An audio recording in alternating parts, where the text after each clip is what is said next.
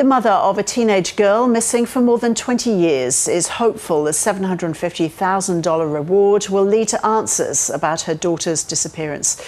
New South Wales Police today renewed their appeal for information to help find Rose Howell, who was last seen walking along a road towards her home on the state's mid-north coast in 2003. A 2012 coronial inquest found it was likely the then 18-year-old had died, but couldn't determine the cause. Her mother, Malila, hopes the reward will help find her daughter. Her father died before knowing what happened to her. He died 6 years ago. She's got 3 brothers who don't know what happened to her.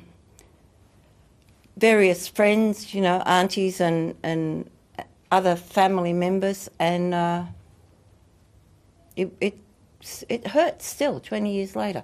Well, the money is important. $750,000 is a lot of money. However, it's about doing the right thing. There's people in that community that would have information about Rose's disappearance and may have information to assist us provide answers for Malila and the family. The reward for information about Rose Howell comes just a few days after a $1 million reward was offered by the state's police for information about the death of Aboriginal teenager Mark Haynes, who was found dead on train tracks in rural New South Wales more than 35 years ago. So how often do such large rewards lead to information that solves cases and brings offenders to justice? A warning the following contains the image of an Aboriginal person who has died. Here's Dr. Xanthi Mallett, who's a criminologist from the University of Newcastle. Good to see you, Xanthi. Thanks for your time. So we've had these 2 big rewards offered in 2 cold cases in just the last few days. How often do police use this as a tactic to try to get new information on crimes? Well, in these cold cases, we are talking cases that are decades old, 20 years and 35 years in these 2 instances. Rewards can really help regenerate these cases, get them back in front of the public, get media attention. So clearly the police still believe that people out in the community know what happened to Rose and Mark, and they're using the reward strategically to try and generate some intelligence.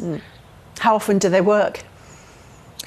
Well, I haven't actually seen them claimed that often, but it really depends on what you class as working. Do they re-energise the case? Do they get new leads? Do they lead to families potentially getting answers? I would say yes. And therefore, whether the reward is claimed or not is really not the only way in which you could gauge if they are successful. Now, are there circumstances then in both the Rose Howell and Mark Haynes cases which mean that an offer of a reward of money is the best way to go? Well, certainly in cases that are decades old, it may seem a little late. However, relationships change, loyalties change, situations change, and it may be that somebody who had critical information at the time was unable to come forward. So now, all these years later, that may have shifted, and so they may now see the opportunity. And, if the money is the incentive, I see no harm in that, because ultimately the families do deserve answers. They need to know what happened to their loved ones and why. And so this period of time can actually assist investigators.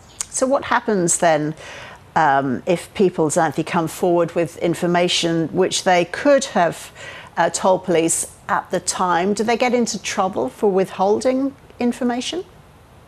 No, they won't get into trouble, because obviously that would be a disincentive to coming forward. The police really just want answers. So if the reward means that people come forward, and even if they've held on to that information for decades, then, the police just want that, because it could be the tiniest piece of information that could lead to a breakthrough in the case.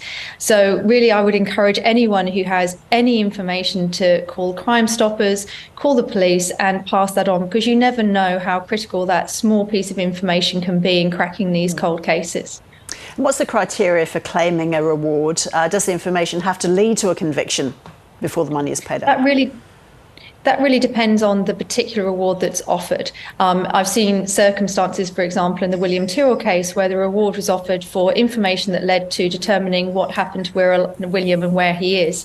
So it's not related to a successful conviction. So it really depends on the wording of particular reward and what the police have decided in terms of the strategy within the investigation. In the case of Mark Haynes, the reward has doubled from $500,000 that was offered back in 2018, the same year an ABC podcast looking at the case came out. So how is the amount of money decided? Yeah, that's always a difficult one. And I know that the police do wrestle with this, and it is something that's difficult for families to understand. But, you know, the amount of the reward was something that the police will discuss with the Attorney General and the parliamentarians to decide what is appropriate at that time. And leaving themselves a window to increase that reward can be helpful later on. So again, the case is back in the media 5 years later because we've had an increase in that reward. So it can be useful investigatively to actually hold tight on the very large rewards. And it may be that the police actually have intelligence already around these two cases where they think that that extra incentive may be useful in encouraging people to come forward. Finally, Xanthi, WA Police recently offered $1 million rewards on 64 cases for information that leads to an arrest and conviction. By offering this size of reward on so many cases, is that an admission that police have run out of options, that existing investigations just have run cold? I wouldn't say it suggests they've run out of options. If you look at the Cleo Smith case in WA just a few years ago, in which Cleo was abducted and found physically safe and well 18 days later. The reward was offered in that case after, I think it was only around 6 days, and $1 million was offered. And I thought that was a really clever strategy to encourage people to provide information. It certainly showed how serious the police were in their search for Cleo. And so I wouldn't say that it shows they're out of options. I think they realise the power of rewards, and they're willing to utilise those in some of these cold cases to get results for the victims and their families. Dr. Xanthi Mallett, good to talk to you. Thank you. Thank you.